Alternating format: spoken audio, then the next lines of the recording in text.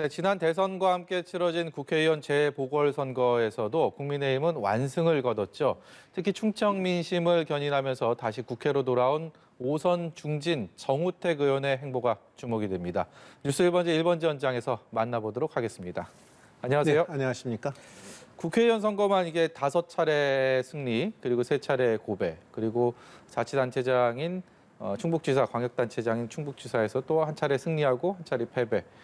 정말 그야말로 정치권의 산전수전을 다 겪은 베테랑으로서 다시 또 여의도 정치에 복귀하신 늦었지만 소감 한 말씀 부탁드리도록 하겠습니다.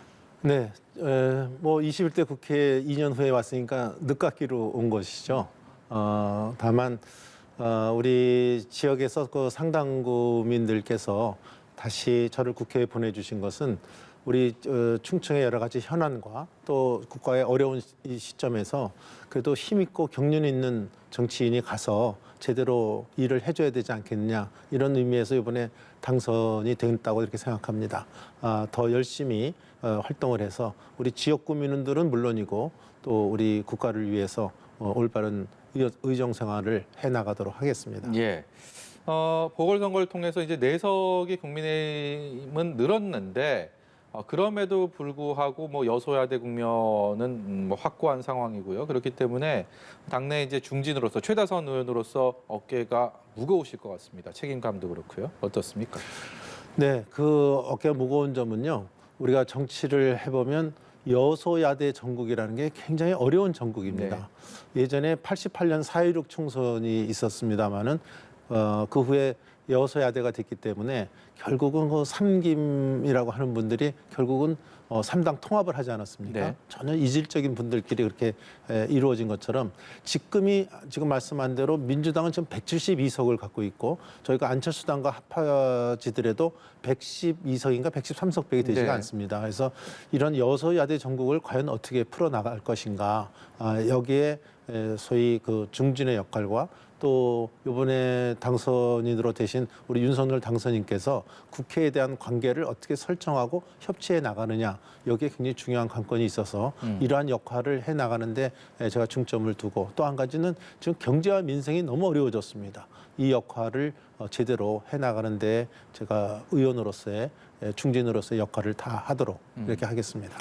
이미 원내대표는 지내셨고요. 이제 또 당대표 그리고 국회 부의장 예상할 수 있는 흔한 행보는 이런데 어떤 뭐 정치적인 또 계획이나 이런 것들을 갖고 계신지도 좀 궁금한데요. 지금은 뭐 그런 어떤 그 자리를 갖고 제가 염두에 두고 있지는 않습니다. 다만 이제 지역에서는 뭐 구민들이나 저를 지지해 주시는 분들은 국회에서의 부의장이라든지 어떤 요직을 좀 맡았으면 하는 바람도 있고요. 또 지금 당이 어려우니까 이제 언젠가 좀 전당대회 할 때 그 당대표로 좀 출마해야 되지 않냐 이런 말씀들도 하시는데 지금 현재로서는 그런 문제보다는 아까 말씀한 대로 그런 여러 가지 어려움에 처해 있는 우리 현실을 하는데 많은 힘을 보태도록 노력하겠습니다. 예. 오늘 권성동 의원이 신임 원내대표로 선출이 됐습니다. 참 여러 가지 의미들을 부여하곤 하는데 어떤 의미가 있다고 정 의원께서는 보세요? 글쎄요, 이번에는 그 조혜진 의원도 이번에 출마를 하셨지만은 권성동 의원이 좀 압도적으로 당선이 된 것 같습니다. 이것은 아마 그 윤석열 당선인 측에서 봤을 때는 조금 더 그 뭐 중마고우라는 얘기도 뭐 나오고 있습니다만은 하여튼 의회에서의 우리 당에서의 역할을 좀 제대로 해줄 분을 원내대표로 하는 당선인의 생각도 있었다고 저는 생각이 되고 또 우리 의원들도 그런 비슷한 생각을 해서 이번에 아무래도 당선인과 좀 가까이 계신 분을 이번에 원내대표로 선정하지 않았나 이렇게 생각이 되고 두 번째로는 야당과의 관계에서 그래도 권성동 의원이 원만하게 원내대표로서 역할을 해나가지 않을까 이런 측면에서 우리 의원들이 선출했다고 보고 있습니다. 권성동 원내대표도 협치를 얘기했습니다. 워낙 그 여소야대 국면에서 말씀하신 것처럼 워낙 중요한 역할이기 때문에 정 의원께서는 권 의원 오랫동안 봐오셨잖아요. 네. 협치 잘할 것 같습니까? 네, 뭐 이분은 뭐 검찰 출신이지만 그 재능이 굉장히 많고 아직도 젊음이 있기 때문에 이런 문제를 해결해 나가는데 굉장히 열정과 또 그동안에 이제 이분도 그 다선 의원이 됐기 때문에 이런 의정 경험이 많아서 야당과의 관계를 정립해 나가는데 아마 큰 역할을 해 나갈 것이다. 또 이 중요한 시기에 이것을 또 감당해 나가야 된다 이렇게 보고 있습니다. 또 한 가지 눈길을 끌었던 소식이 박근혜 전 대통령이 영상을 통해서 첫 정치 행보 공개 메시지를 내놨습니다. 어떻게 보셨는지 궁금한데요. 네, 그 메시지에 대해서는 우리 국민들께서 더 많은 그 생각을 갖고 계시리라 이렇게 생각합니다. 하여튼 그 점에 대해서는 그 우리 박 대통령에 대한 국민들의 감정과 또 박 대통령이 또 우리한테 메시지를 주신 그 내용과 합쳐져서 예. 박 대통령께서 전 대통령이 그래도 우리 앞으로의 과거보다는 앞날을 위해서 우리 국가에 더 많은 헌신을 해주실 것을 또 조언을 해주실 것을 우리 국민들이 기대할 거다. 저는 그렇게 생각합니다. 윤당선인이 다음 주부터 지역 순회 방문을 하는데 대구 경북 지역을 먼저 간다고 공식적으로 발표가 나왔습니다. 박근혜 전 대통령과의 뭐 만남은 생각하고 있지만 아직 뭐 그 예방에 대한 것들이 조율은 되지 않은 그런 상황인 것 같은데 그 부분 어떻게 보세요? 만나면 어떤 얘기들을 좀 나누게 될까요? 글쎄요. 이번에 방문을 한 것은 아마 그 대구 경북을 첫 번째 정했다는 것은 박 대통령의 만남이 전제가 돼 있지 않나 이렇게 생각합니다.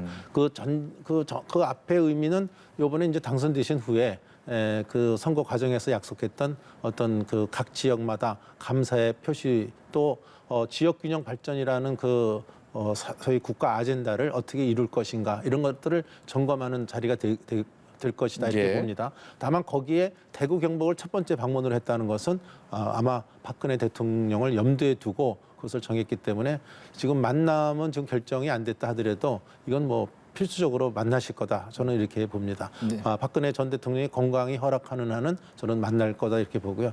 아무래도 의미는 그 2016년에 여러 가지 그 특검 상황에서 서희 그 구속될 때 그때 수사팀장이 지금 윤석열 당선인이었기 때문에 그 당선인도 뭐 이미 의사를 표시했지만 인간적으로의 미안함을 아마 표시하고 어떤 관계 정립을 좀 새롭게 해 나가시는데 많은 중점이 둬지지 않을까.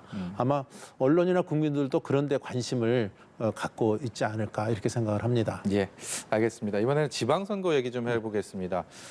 여러 격전지들이 있는데 특히 정 의원께서 가장 눈여겨보실 만한 어쩔 수 없이 그럴 수밖에 없는 상황. 충북지사 얘기 좀 해보도록 하겠습니다. 지금 충북은 현 지사가 민주당에서 이제 삼선을 했고 지금 뭐 현역들도 청주시장도 그렇고 뭐 민주당 일색입니다. 이런 상황에서 이번 지방선거에 국민의힘 후보들의 어떤 충북에서의 선전 여부 어떻게 전망하십니까? 충북이 지금 이번에 대통령 선거에서 우리 인구 과반이 넘는 청주 지역이 굉장히 어려운 지역입니다. 국회의원이 4명이 나오지만 지난번에는 국회의원이 1명도 없었고 더구나 3군데는 이번 국회까지 하면 20년 동안 우리 당에서 국회의원을 배출하지 못한 이렇게 어려운 지역이 청주 지역입니다. 근데도 이번에 청주에서 한 8,400표 신승이지만 이겼다는 것도 좋은 성과였고요. 또 대통령이 24만 7천 표를 이겼는데 그 중에 5만 7천 표가 또 충북에서 이번에 이겼습니다. 예. 그래서 이번에 그 청주 상당구 재선거도 승리를 했고 또 충북에서도 대선을 잘 치렀기 때문에 지금까지는 잘 왔어요. 근데 이제 마지막 마무리가 지방선거인데 예, 지금까지 분위기가 좋았는데 네, 지방선거가 이제 참 걱정입니다. 지금 말씀해주신 것처럼. 그래서 여기에 지금 4분이 그거 지금 경쟁을 하고 있는데 네. 2분은 주로 충북이 아닌 바깥의 지역에서 정치 활동을 오래 해오신 분들이 지금 충북에 들어오셨고 김영환, 이해운 전 의원 두 분이죠. 네. 그리고 또 2분은 지금 오재세 전 민주당 의원이 이제 이적을 해서 저희 당으로 네. 오셨고 또 박경국 씨라고 네. 행안부 차관하시던 분 이분이 오셔서 지금 4분이 소위 그 원래부터 토박이대 그 토박이가 조금 성격이 약한 분들의 2대2 대결이 아닌가. 그래서 지금 하여튼 저쪽에서는 지금 노영민 전 비서실장이 나온다고 하니까 선거 구도상 누가 그 저 민주당 후보로 이길 거냐, 요거를 지금 저희들이 좀 체크를 하고 이번에 꼭 이길 후보를 공천하도록 이렇게 하겠습니다. 그러니까 이 토박이냐 그렇지 않느냐 지역민들의 어떤 마음은 어디로 갈지 궁금한데요. 이게 뭐 경선 룰이라는 게 있기 때문에 일반 여론조사도 있고 뭐 당원 여론조사도 같이 반영이 되겠지만 지역 분위기는 정 의원이 제일 잘 아실 거 아닙니까? 저도 뭐 오래 있고 제가 충북에 또 지금 도당위원장까지도 맡고 있어서 제가 많은 선거를 치러봤지만 이번 선거처럼 딱 이 사람이다 하는 것을 찾기가 좀 어렵습니다. 왜냐하면 제가 이렇게 좀 여러 부류를 짚어보면 다 의견이 다릅니다. 예. 그래서 조금 한 열흘쯤 지나면 조금 윤곽이 드러나고 또 충북 도민의 특성상 먼저 이렇게 의사를 드러내는 거를 굉장히 꺼리기 때문에 한 열흘쯤 지나면 제가 좀 감을 잡을 수 있지 않을까 저는 그렇게 생각합니다. 열흘 뒤에 다시 모셔야겠습니다. 네, 그렇게 주시면 제가 확실히 답변드리겠습니다. 예, 그러면 이번에는 조금만 옆으로 옮겨갖고 네. 충남 지역이요. 네. 충남은 이제 현재 민주당 출신의 양승조 지사의 지금 김태흠 의원이 뭐 도전장을 던진 분위기입니다. 현재까지 이 구도를 봤을 때는 물론 또 역시 경선이라는 거를 거쳐야 되겠지만 특히 김태흠 의원 같은 경우는 원내대표 준비하다가 충남지사 쪽으로 확 돌아서서 새로운 도전을 하겠다라고 선언한 상황인데 여기에 판세는 어떻게 보십니까? 글쎄요, 지금 현재 그 김태흠 의원이 출마를 결심하기 전에 그 박찬호 전 행안부 차관 또 김동완 전 의원이 이미 예비 후보 등록을 하고 저희 당에서 움직이고 그렇죠. 있었습니다. 근데 지금 말씀대로 김태흠 의원이 이제 뒤늦게 그 출마를 결심하게 됐는데 아무래도 지금 현직에 있는 양승조 지사를 이기려고 이제 노력을 하겠습니다만은 지금 그 결과는 저는 글쎄요, 저는 뭐 이길 수 있다고 보지만 다만 한 가지 좀 걱정되는 거는 그 충남은 천안하고 아산이 줄을 이룹니다. 인구가 굉장히 많기 때문에.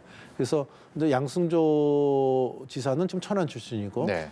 김태흠 의원은 저쪽 보령 예전에 대천이라는 곳이 지역이기 때문에 인구 측면에서 조금 그런 측면에서는 불리할 측면이 있을 수 있다 이렇게 네. 보지만 아마 새로운 정권 교체와 함께 충남의 민심도 이번에 51.8%가 윤석열 당선인한테 지지를 했습니다. 그래서 네. 정권 교체를 통해서 새 정부에 힘을 더 실어줘야 되겠다. 그래야 성공으로 가겠다 이런 충남의 민심이 작용한다면 저는 김태흠 의원이 오히려 양승조 의원을 이겨나갈 수 있지 않을까 이렇게 생각합니다. 이번에는 또 당 중진으로서 조금 더 시야를 좀 넓혀서 경기도는 뭐 직접적인 관련은 없지만 워낙 경기도에 대한 지금 관심이 커지는 상황에다가 국민의힘의 내부 경쟁 자체가 워낙 치열해서 이 부분은 좀 어떻게 보시는지 또 궁금한데요. 네, 좀 잘 지적했습니다. 이번에 제가 보는 지방선거의 관전 포인트는 경기도하고 충청도입니다. 예. 뭐 영남이나 호남도 다 중요하지만 거기는 잘 결정이 될 거로 보고요. 그래서 관심 포인트인데 그중에 하이라이트 중에 하나가 또 경기도입니다. 예. 경기도는 지난번에 대선에서 우리가 조금 이기질 못했죠. 네. 근데 이번에 유승민 전 의원에 이어서 이번에 김은혜 의원이 또 등장을 했습니다. 네.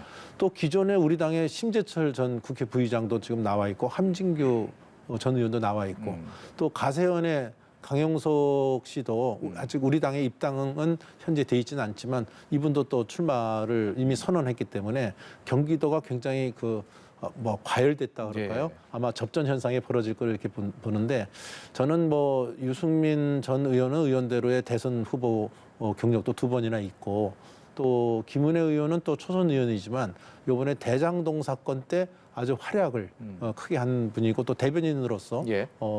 또 역할을 해왔고 또 당선인과의 또 굉장한 신뢰를 받고 있는 분이라서 아마 각각의 그 정치력이나 또 색깔이 다르기 때문에 아마 재밌는 싸움이 되지 않을까 저는 그렇게 예. 전망합니다. 예, 재밌는 싸움이라는 부분에 말씀하셨는데 어느 쪽에 딱 쏠림 현상은 없다. 뭐 이렇게 이해가 됩니다. 네, 그렇습니다. 알겠습니다. 마지막으로요. 한덕수 총리 후보자 인사청문회를 앞두고 민주당은 뭐 계속 벼르고 있다라는 입장들 나오고 있는 상황이고 국민의힘 입장에서는 윤석열 당선인의 첫 번째 인사이기 때문에 그것 때보다 이 수성에 대한 의지가 강할 텐데 여기에 대해서는 어떻게 전망하시는지 궁금합니다. 저는 이번에 왜 그 민주당에서 무슨 그 쓸데없는 소리를 하느냐 이런 생각을 합니다. 왜냐하면 자기네들이 제시한 7가지 기준을 갖고 자기네들은 한 번도 제대로 이행되지 못해서 야당의 동의가 없는 34명의 장관급을 임명한 민주당이 지금은 7가지 기준을 엄격하게 잣대를 들이대겠다고 하니까 이것도 아직도 내로남불의 형태를 못 버렸다 이렇게 생각을 하고요. 지금 자꾸 문제되는 게 무슨 어느 로펌에서 많은 비용을 받았다 이렇게 얘기하는데 예. 저는 자본주의 국가에서 로펌에 가서 얼마를 받고 뭐 어떻게 한 거가 그분이 불법하게 또 전혀 부당하게 그 돈을 받았다면 문제가 되지만 로펌에서 정해준 그 어떤 봉급이라고 그럴까 이걸 받은 거 또는 어느 회사의 사회이사를 그 사람만 더 부당하게 많은 돈을 줬다 그러면 그건 문제가 되지만 사회이사가 다 그렇게 돈을 받았는데 그거 갖고 문제가 된다는 거는 저는 자본주의 국가에서는 저는 허용되는 얘기가 아니다 이렇게 봅니다. 다만 다시 한번 강조하지만 그분이 불법하고 부당하게 어떤 돈을 축제를 했다고 하면 문제가 되겠지만 자본주의 국가에서 정당한 지급을 받은 그걸 갖고 왜 이렇게 재산이 늘어났느냐 이걸 시비 거는 것은 전혀 부당한 얘기다. 저는 그렇게 생각합니다. 야, 예, 상당히 좀 유연한 시선에서 말씀을 해주셨습니다. 오늘 뭐 복잡한 정치 상황들 좀 듣고 나니까 하나하나 정리가 되는 것 같습니다. 여의도 다시 돌아오신 거 축하드리고요. 네, 감사합니다. 오늘 말씀 여기까지 듣도록 하겠습니다. 고맙습니다.